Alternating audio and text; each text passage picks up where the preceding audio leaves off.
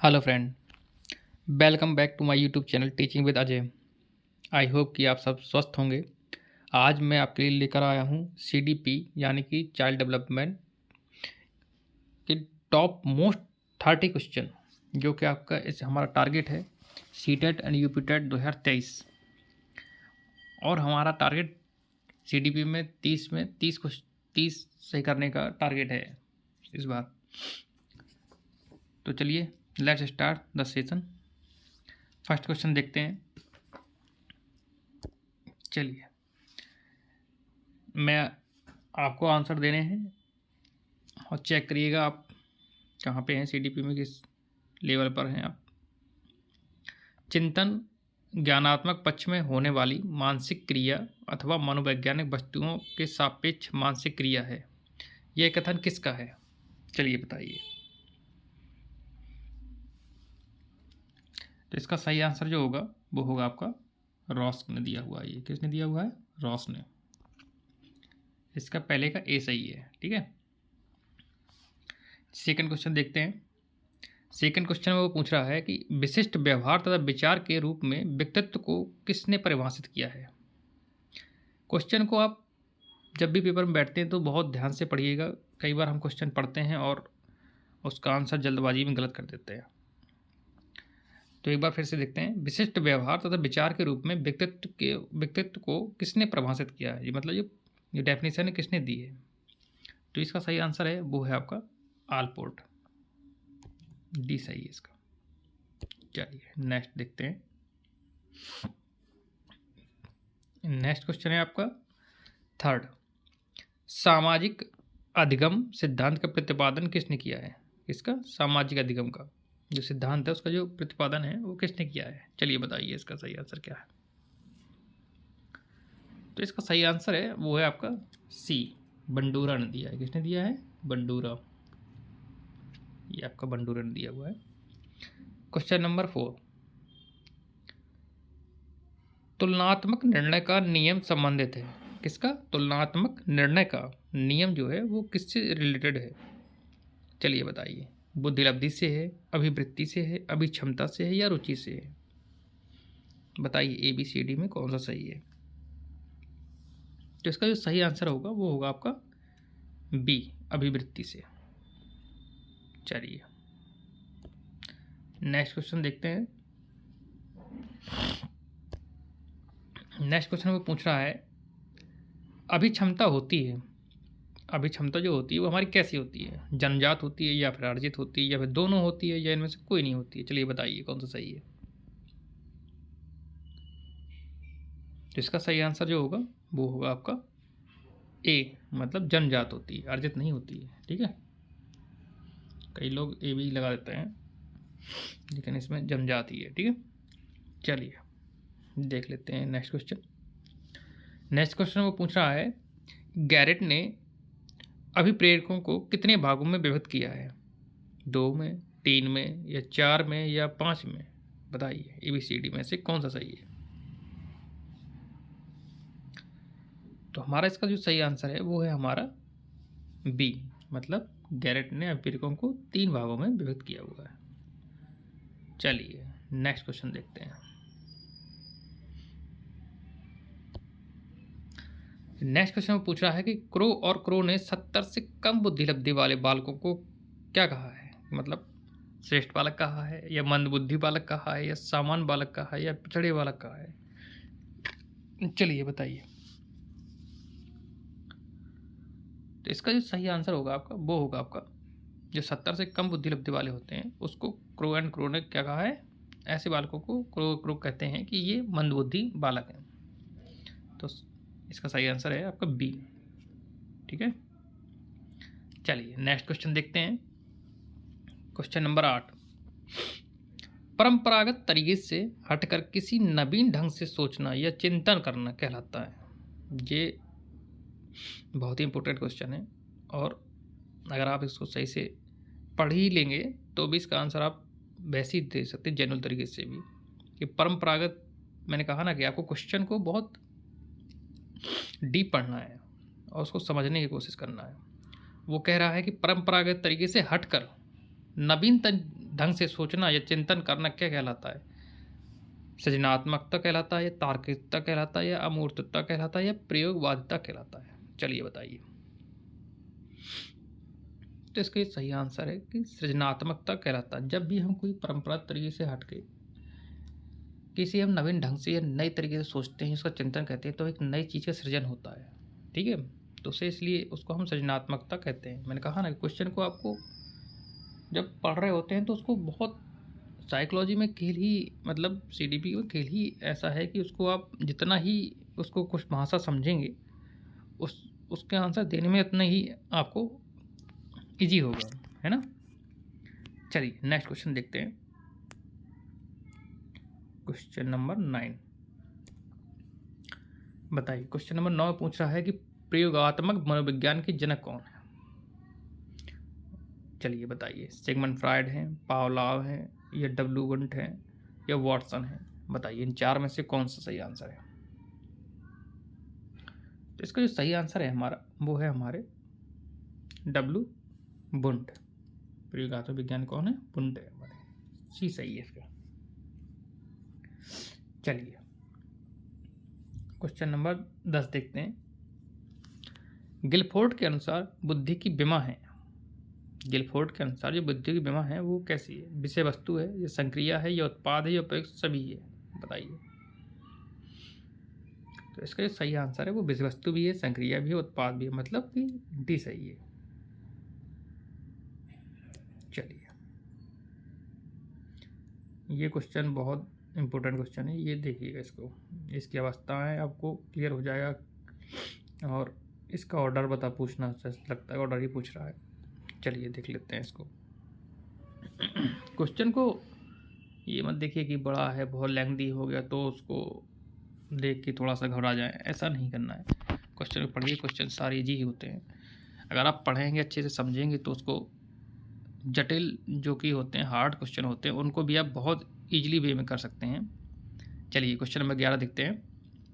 यदि पियाजे के संज्ञानात्मक विकास के सिद्धांत की विकास अवस्थाओं को निम्नवत दर्शाया जाए तो मानसिक संक्रिया की जटिलता का सही क्रम पूछा है उसने। बोला ना, ऑर्डर जो है वो करेक्ट ऑर्डर पूछ रहा है। चलिए बताइए। उसने दिया हुआ है संवेदी गामक अवस्था, पूर्व संक्रियात्मक अवस्था, मूल संक्रियात्मक अवस्था, औपचारिक संक्रियात्मक अवस्था। अब इनको आपको ऑर्डर में लगाना हुआ है। तो बताइए, आप देखते हैं कि आपको इन जो अवस्थाएं दी हुई हैं, मतलब उसकी, तो उसको आपको कितना आपको लर्न है, या आपको कितना मेमोरी में फीड है आपके। चलिए बताइए।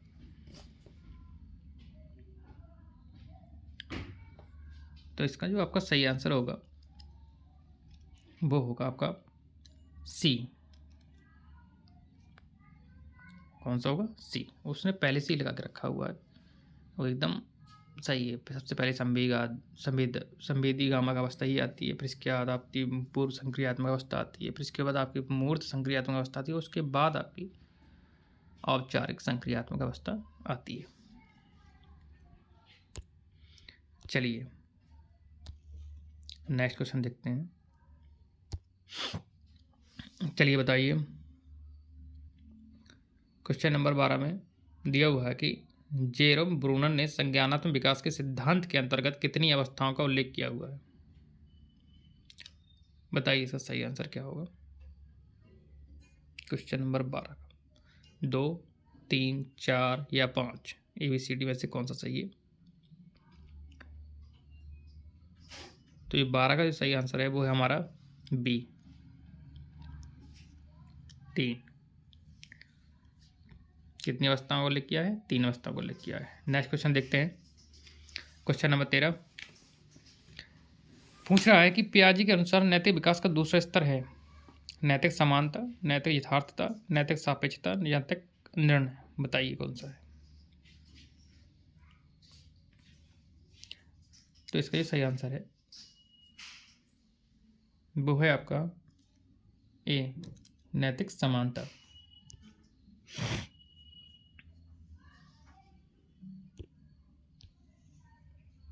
चलिए आते हैं आगे, नेक्स्ट क्वेश्चन बढ़ते हैं।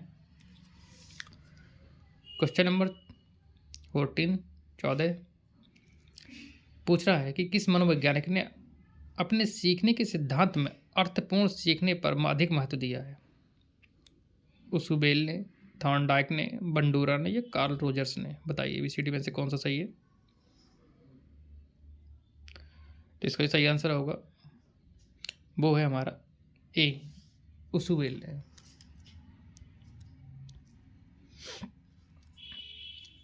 क्वेश्चन नंबर 15 में देखते हैं, पूछ रहा है कि भाषा कौशल के मुख्यतः कितने कौशल हैं? भाषा कौशल के मुख्यतः कितने कौशल हैं? 3, 4, 5 या फिर आपके 2? बताइए कौन सा सही है। तो हमारे 15 का जो सही आंसर है वो है हमारा 4, मतलब कि बी आंसर सही है। चलिए क्वेश्चन नंबर 16 में देखते हैं, उस बालक की प्रकृति क्या होगी जिसकी मानसिक आयु 14 वर्ष और जबकि वास्तविक आयु 10 वर्ष है? प्रतिभाशाली, श्रेष्ठ, सामान्य या मंद बुद्धि? चलिए बताइए।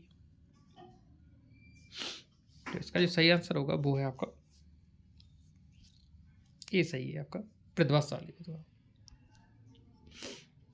इसका एक फॉर्मूला होता है मानसिक वास्तु आयु को, उसको अगर आप अप्लाई करेंगे तो इजीली होगा।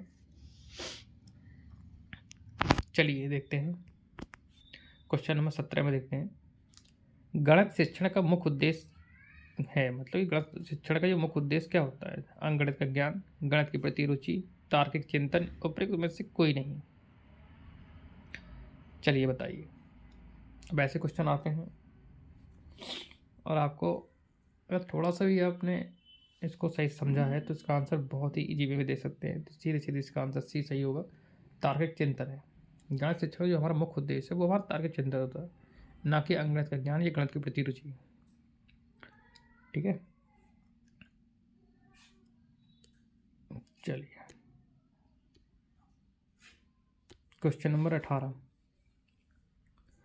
शिक्षण प्रक्रिया में मुख्यतः कितने चरण होते हैं? चलिए बताइए, 4, 3, 5 या 2?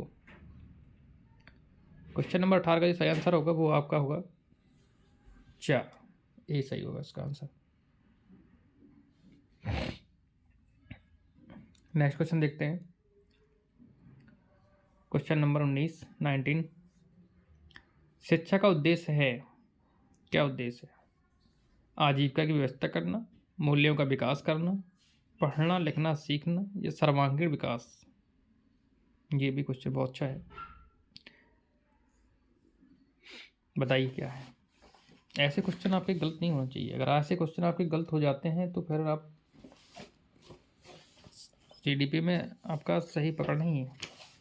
चलिए बताइए, इसका सही आंसर होगा वो होगा आपका डी, सर्वांगीण विकास।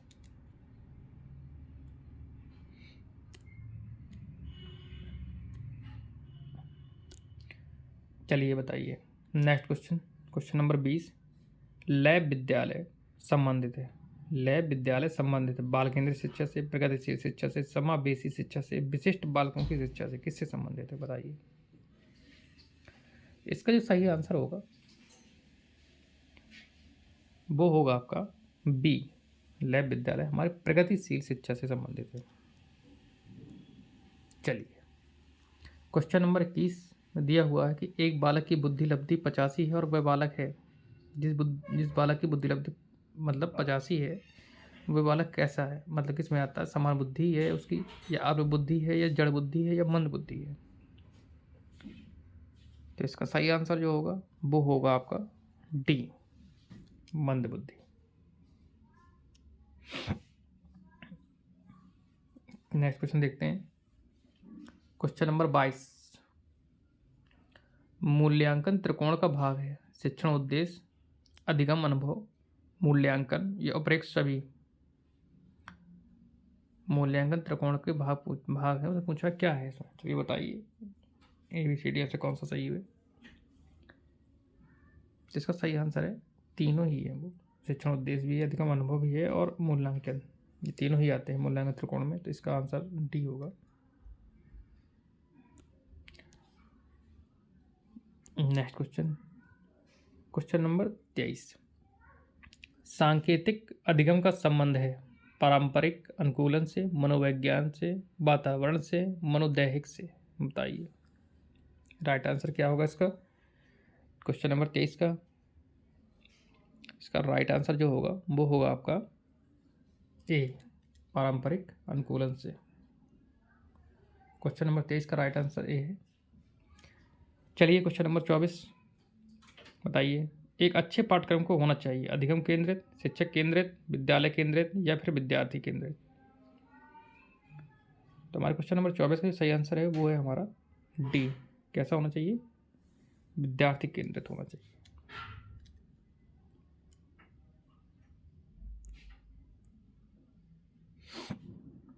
चलिए बताइए क्वेश्चन नंबर 25 विरोध की अवस्था होती है, कौन सी होती है? बाल्यावस्था होती है, या फिर आपकी मध्य बाल्यावस्था होती है, फिर या आपकी फिर किशोरावस्था होती है, या फिर आपकी शैशवावस्था होती है? बताइए कौन सा सही है? इसका राइट आंसर दीजिए। ABCD कौन सा है? तो 25 का जो राइट आंसर होगा वो होगी आपका सी होगा। इसको कहते हैं किशोरावस्था में आपकी विरोध की अवस्था होती है, इसी को हम किशोरावस्था कहते हैं।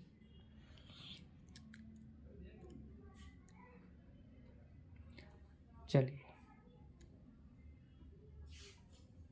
क्वेश्चन नंबर 26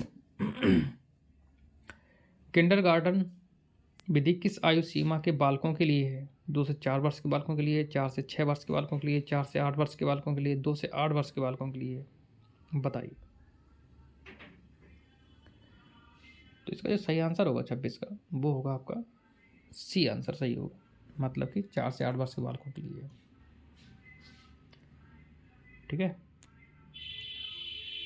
चलिए बताते हैं। नेक्स्ट क्वेश्चन में आते हैं हम। नेक्स्ट क्वेश्चन है आपका क्वेश्चन नंबर 27।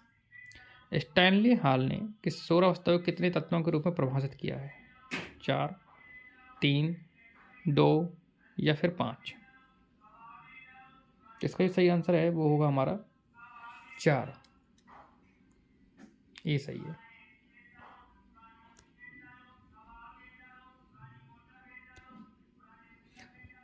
जलोटा बुद्धि परीक्षण है व्यक्तित्व बुद्धि परीक्षण, सामूहिक बुद्धि परीक्षण, या फिर दोनों, या इनमें से कोई नहीं? बताइए कौन सा सही है इसका। 28 का क्वेश्चन जो है वो राइट आंसर बताइए क्या है ये। तो इसका जो सही आंसर होगा वो होगा आपका बी, सामूहिक बुद्धि परीक्षण। कौन सा? बी। लास्ट 2 क्वेश्चन देख लेते हैं। हमारा जो 29वां क्वेश्चन पूछ रहा है वो पूछ रहा है कि अभिप्रेरणा के प्रणोद न्यूनता के सिद्धांत के प्रतिपादक हैं फ्रॉयड, लियोनार्ड हल, मैकडूगल, मैस्लोनी? चलिए बताइए। तो इसका जो सही आंसर है वो है आपका B, Leonard Hull. Question number 30 and last question है ये हमारा। The moral judgement of the child नामक पुस्तक किसने लिखी है? ये एक बुक है जो कि किसी साइंटिस्ट द्वारा लिखी गई है, उसको आपको बताना है। The moral judgement of the child, Jean पियाजे, कोहलबर्ग, स्किनर, हाफमैन? बताइए में से कौन सा राइट आंसर है ABCD में से? इसका जो सही आंसर होगा वो होगा हमारा जीन पियाजे। चलिए ये तो हमारा एक सेशन था, ऐसे सेशन अब चलते रहेंगे, कंटिन्यूसली चलते रहेंगे। अब दिवाली के उससे बाहर आ जाइए, है ना, और अब पढ़ाई पे ध्यान दे दीजिए। और अगर हमारा ये वीडियो आपको पसंद आया तो इसे लाइक शेयर सब्सक्राइब जरूर करिएगा। Thank you.